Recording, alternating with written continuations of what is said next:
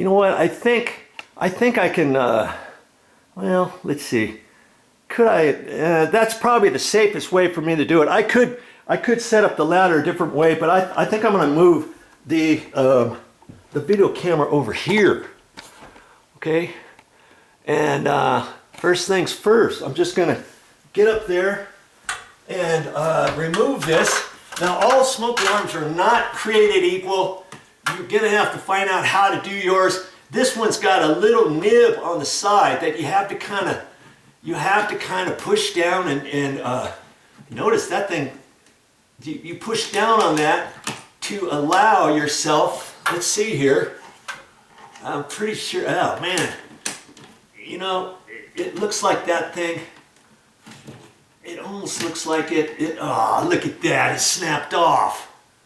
That little thing snapped off, and this thing. Okay, here we go. I loosen that up. That is supposed to be so you depress it, then you can loosen this up. And more times than not, you unscrew it. Okay, and I'm gonna have to be careful with this. There's a little fitting on the back of here that you gotta kind of pull off.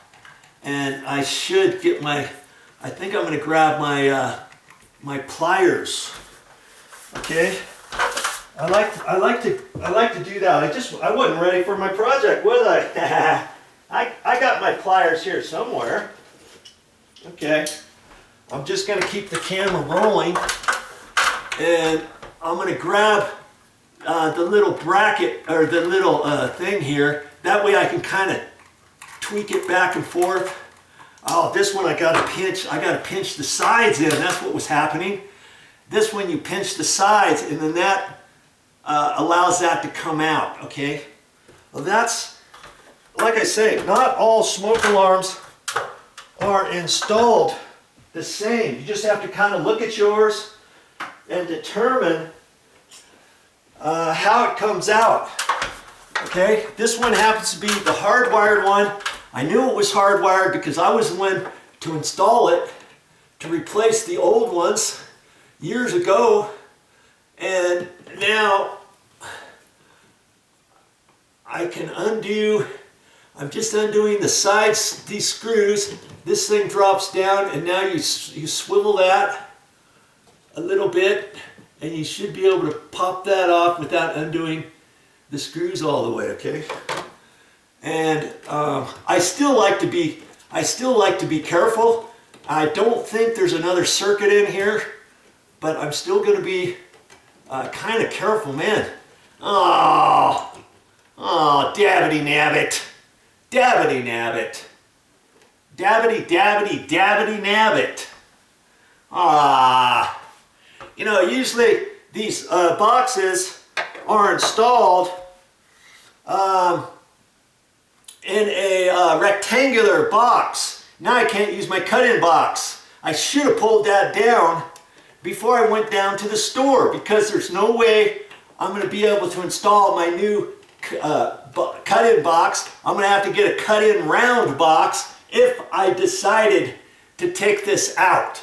If I decide to take this down, that may blow my whole theory of doing it the way I was going to do it, okay? And you're just going to have to decide stuff like that on the fly. Okay, and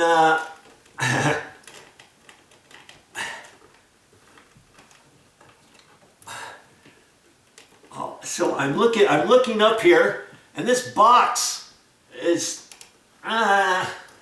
see, now my mind's thinking, okay, could I get another wire in here? Can I get another wire in here? And there's only 2 wires in here right now, okay?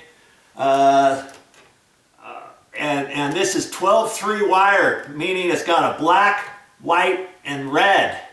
And they're happening to use a red because with the smoke alarm, they're going in for in. Sometimes smoke alarms, you only have a white and black wire hooked up to it. Other times you got a red, white, and black hooked up to it.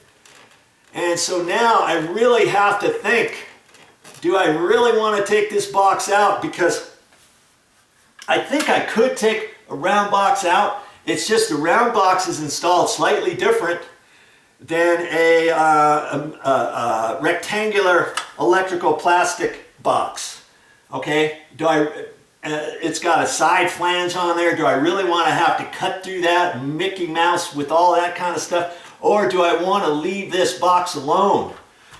If I leave the box alone, then I'm going to have to do it. The plan B, go up through that cut-in or through that crawl space and see what I have to do to crawl all the way over here, and then I could poke a wire in this box and then fish it over to the new ceiling fan, because all I got to do is tap. I'm just going to tap into this junction box. Do you see what I mean? And because of all that, you know, if it was life or death, could I get this plastic box out of here? Yeah, I could. I could get it out. I would have to do some extra cutting, because I'd have to cut the whole plastic box flange off. And I could almost use this same one. If the joist is here, I could, once I cut it off, I could screw the box back on and wouldn't even have to use a cut-in box probably.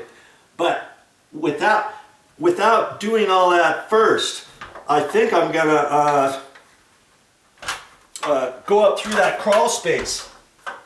Man, here I thought it was gonna be nice and easy and I could do it just from here, but I don't think that's gonna be the case. At least not yet. Okay, so I'm still checking this out. My loss is your gain, because I went to the store and got all my parts. Okay, now I'm not ruling this out, but taking this box out. Okay, I will rule it out if once I go through that crawl hole, if I make a determination it's going to be too tricky to get to crawl all the way over here and all that kind of stuff, but we'll see. So that's the next thing I'm going to do, is go over where that crawl hole is and see if I can't access that. Now see, at this point, I'm going to make the assumption, without taking the other smoke alarm off, in the next bedroom over, because I told you I was going to have to put a ceiling fan in there too, and if that one's a round box like that too, I've got the same issue there. So another reason of accessing that crawl space, to see how difficult it's going to be to get all the way up through here, okay, and see if I can't fish it over. Because if I can do that all from that ceiling, then that means I can do that for the next one too. No sense monkeying around trying to get this box out. If I could get this box out, it might take me an hour and a half, but then I've got another hour and a half, 2 hours to take that other box out when I get ready for that ceiling fan. So, you know, my mind is churning right now on the easiest and quickest way to get this done. So I think my next step, obviously, because I have a crawl space, I'm going to check that out next.